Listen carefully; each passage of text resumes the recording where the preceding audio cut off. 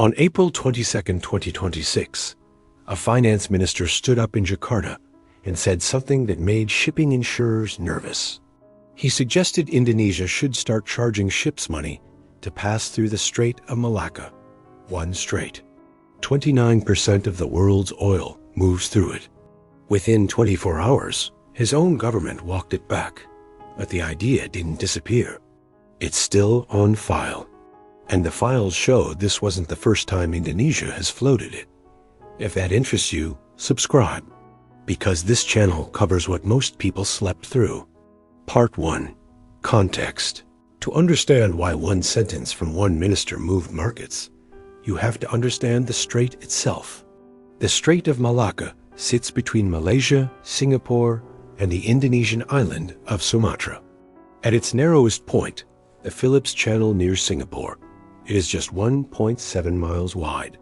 That's the width of a large city park, separating two of the busiest shipping lanes on Earth. Through that narrow gap moves an amount of oil that is difficult to picture.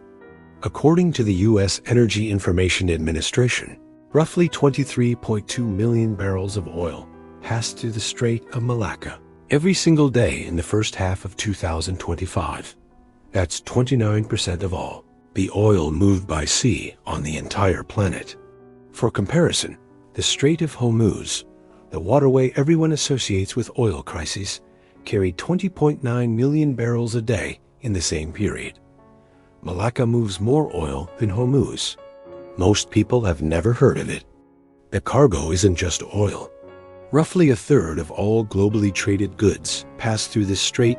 Container ships carrying electronics, textiles, and manufactured goods from China, Vietnam, and the rest of East Asia to markets in Europe, the Middle East, and the Americas. Nearly 200 ships transit it every day. China alone receives about 7.9 million barrels of crude a day through this route, 48% of everything that flows through the strait, and around 80% of China's total oil imports. Under international law, specifically the United Nations Convention on the Law of the Sea, or UNCLOS, ships have a guaranteed right to pass through international straits like this one. No toll, no permission required. That right has existed in practice since 1971, when Indonesia, Malaysia, and Singapore formed the Tripartite Technical Experts Group to jointly manage the strait as a shared corridor, not a border to be taxed. For over 50 years, that arrangement held. Then, in early 2026, a war 8,000 kilometers away changed the calculation. Part 2. The Hidden Truth. In early 2026, the United States and Israel struck Iran directly. Iran responded by targeting tankers in the Strait of Hormuz, not with a navy, but with fast boats, missiles, and cheap one-way attack drones. By March, intelligence sources told Reuters that Iran could keep disrupting Hormuz for months using drone attacks alone. The strait that carries a fifth of the world's oil was, for practical purposes, a war zone. The United States responded by blockading Iranian ports. As of this recording, that standoff is still active. Then Iran did something that got noticed 8,000 kilometers away in Jakarta. It floated the idea of charging ships a fee to transit Hormuz safely. That is where the paper trail to Indonesia begins. On April 8, 2026, Indonesian President Prabowo Subianto gave a televised speech asking a pointed question. Are we aware that 70% of East Asia's energy needs and 70% of trade pass through Indonesian seas? 2 weeks later, on April 22nd, his finance minister Purbaya Yudi Sadewa said the quiet part out loud at a symposium in Jakarta. He noted that ships currently pass through the Malacca Strait without paying anything, and suggested Indonesia was exploring whether that could change, explicitly citing Iran's Hormuz fee as the inspiration. This was not, according to research referenced by Foreign Policy magazine, a new idea for Indonesia. The country has flirted with charging for passage before. In the mid-2000s, when piracy attacks in the strait spiked, the Malacca Strait was rated a high-risk war zone by Lloyd's of London's Joint War Risk. Committee in 2005. Indonesian officials proposed requiring ships to take on a paid local pilot to guide them through. Academic research from that period, including a 2008 piece in Business Indonesia questioning the pilotage policy, documents that the plan drew immediate pushback and was never implemented. The reasoning was the same both times. Indonesia sits on one of the most valuable pieces of geography on the planet, and someone in Jakarta keeps asking why that geography generates no direct revenue. Part 3. The cover. Publicly, his story ended fast.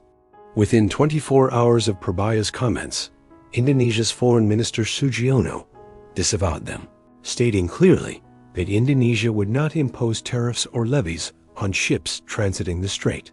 Purbaya himself later said he had been joking. But the reaction from Indonesia's neighbors tells you how seriously they took a joke. Singapore's foreign minister, Vivian Balakrishnan, responded within days. The right of transit passage is guaranteed for everyone. We will not participate in any attempts to close or interdict or to impose tolls in our neighborhood.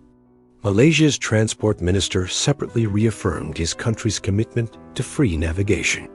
Legal analysts at the Lowy Institute went further, noting that Indonesia, as an archipelagic state that depends on the same UNCLOS protections it would be violating, would be sawing at its own legal foundation by trying it. There's a detail worth sitting with here. Reporting from Foreign Policy noted that Purbaya is widely seen as an ally of President Prabowo at the Finance Ministry, and floated the theory that the comment may have been a minister testing an idea the presidential palace wanted to hear. A trial balloon, not a slip of the tongue. Officially, a joke, quickly retracted. Unofficially, a government reminding its neighbors and the world exactly how much leverage its geography gives it, without ever having to admit that's what it was doing. Part 4. The consequences. So what would actually happen if Indonesia, or anyone, disrupted this strait? The numbers are severe enough that even a serious threat carries weight. Economic modeling has estimated that a blockade of the Strait of Malacca and its surrounding waterways would force roughly a fifth of global seaborne trade to reroute entirely, with the figure rising toward a quarter if all of the Indonesian straits were closed simultaneously. The alternative routes are the Sunda Strait and the Lombok Strait, both far shallower, far narrower, and unable to handle the largest tankers and container ships that currently use Malacca. A voyage from Saudi Arabia to Japan that normally runs through Malacca would more than double in distance if it had to go around the southern tip of Indonesia instead. This would be less catastrophic than a full closure of Hormuz, where nearly all the oil comes from one region with few alternative buyers. Malacca's disruption would ripple differently, hitting container shipping, electronics supply chains, and Asian manufacturing exports rather than a single commodity. But for Singapore specifically, whose entire economic model depends on being the free, frictionless hub at the mouth of this strait, even a partial toll would be a direct financial wound.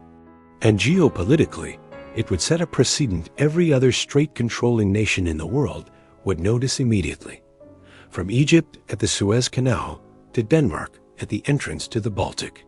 There's a newer danger layered on top of the economic one. Iran didn't need a navy to disrupt Hormuz. It used inexpensive, one-way attack drones, technology that costs a fraction of a warship and is now proliferating globally. Analysts covering the Indo-Pacific have pointed out that Indonesia's neighbors are watching this playbook closely, worried that a state wouldn't need to formally declare a toll to enforce one. It would only need to demonstrate, the way Iran did, that it could make passage costly enough that ships pay to avoid the risk. Part 5. What it means today. Here's the part that connects a Jakarta press conference to your grocery bill. Nearly every phone, car part, and container of goods that reaches Europe or North America from East Asia has, at some point, passed through this 1.7-mile gap in the ocean. The system works because, for over 50 years, every government along it has treated open passage as a shared obligation rather than a toll booth. That assumption held only as long as nobody powerful enough tested it. In early 2026, Iran tested it at Hormuz and discovered that a handful of drones could do what decades of diplomacy had prevented: turn a guaranteed right into a negotiated privilege. Indonesia noticed. So did every other country bordering a strategic waterway. This is the reason a comment made in Jakarta, retracted within a day, still matters. It wasn't really about a toll. It was a government showing its neighbors and the world's shipping insurers that it knows exactly what its coastline is worth, and that the old rule of free passage is no longer treated as permanent. For now, Indonesia says the strait stays open. Its neighbors are taking that promise on faith, because international law no longer guarantees it will be kept. Most people slept through this. You didn't. Subscribe, because there's more.